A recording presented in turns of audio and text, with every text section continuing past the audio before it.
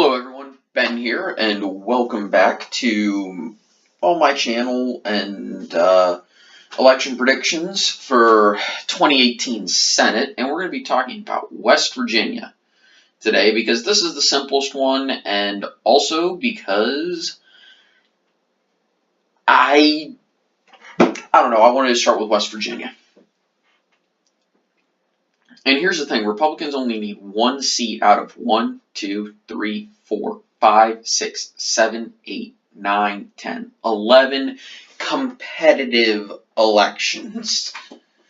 Okay? And that should be fairly easy to do. They're going to win at least one of these seats. More than likely, they're going to win 2. It depends on where it is. But before I get to my predictions, I just want to let you guys know that if you guys want to listen to, music I listen to, just check for the playlist. I believe it's called Ben's Music Mix. It's got a little bit of everything. But I won't necessarily be taking requests for that, to add to that. If you have a song that you think I should listen to, go ahead and just put it in the comments, and I'll listen to it. If I really like it, I'll put it in the playlist. Okay?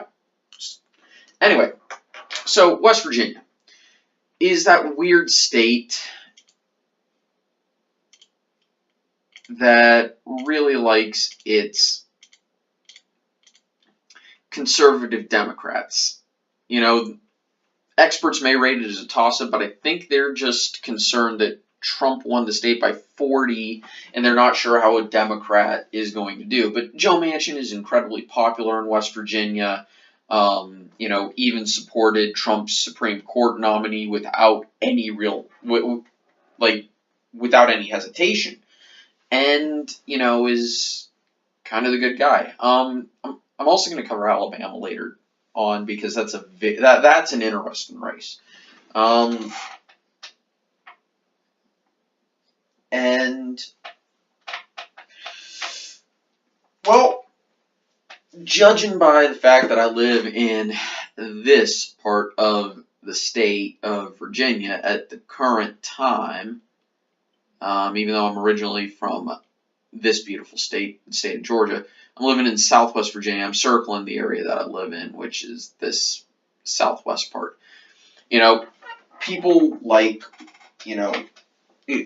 People like Joe Manchin, and I don't see Joe Manchin losing in 2018, and I don't think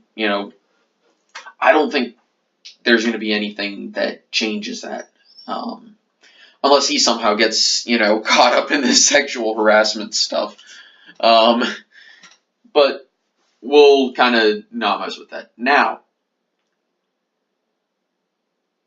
This is the special election that's going to be happening in about 11 days, and that's Roy Moore versus Doug Jones. And honestly, I have to call this race, and I'm not going to like the call. I mean, I don't think either of them should win, but Doug Jones, just because I don't think he'd do a good job representing the people of Alabama, and Roy Moore for, obvious reasons. And I think Roy Moore is going to win it by about 5 points. He's currently retaken the lead in polling by about that much in most polls, but it is a very tenuous lead.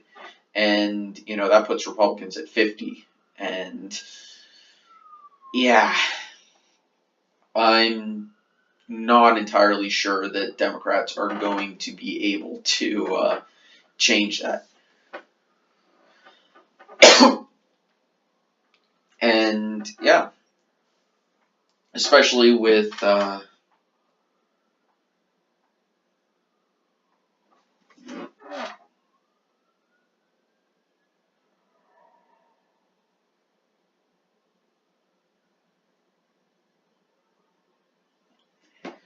but yeah, I just don't see Democrats seriously challenging, Republicans for control of the Senate. I just don't. the map just isn't that favorable for Democrats, is the point I'm trying to make. It just isn't. You know, Democrats really would have to sweep the table in order to win the Senate, and it's not going to happen. As much as a lot of Democrats would love it to happen, I don't think it is. And the biggest hurdle to that is Alabama.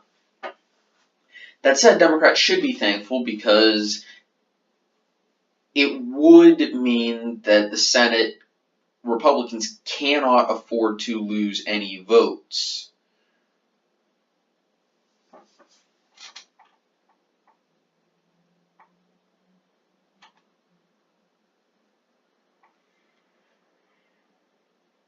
And yeah, I just don't see that happening. And I'll be going over next week. I'm going to be covering Montana and North Dakota. Okay? Anyway, guys, thank you so much for watching. Hope you had a nice day, and I will see you next time.